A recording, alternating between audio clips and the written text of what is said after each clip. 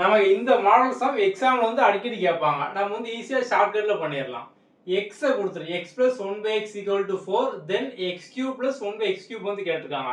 நம்ம இதுக்கு முன்னால x square x power 4 அதுக்கான ஷார்ட்கட்லாம் பார்த்தோம். இப்போ நம்ம வந்து x cube க்கு வந்து பார்க்கலாம். சோ x கொடுத்துட்டு x cube கேட்டாங்க அப்படின்னா சிம்பிள். இங்க என்ன வேல்யூ இருக்கு? 4 இருக்கா? அந்த 4 வந்து அப்படியே வந்து போட்டுருங்க. சோ 4 கியூப் பண்ணனும். சோ இங்க கியூப் அப்படிங்கறனால இது வந்து கியூப்னு ஞாபகம் வச்சுக்கோங்க. ஓகே.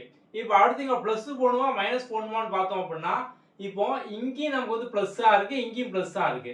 சோ அப்போ வந்து ரெண்டு பிளஸ் வந்தா நம்ம வந்து மைனஸா வந்து போடணும். வேற எந்த combination minus minus plus minus minus plus இப்படிலாம் வந்தா நம்ம வந்து பிளஸ் போடுவோம்.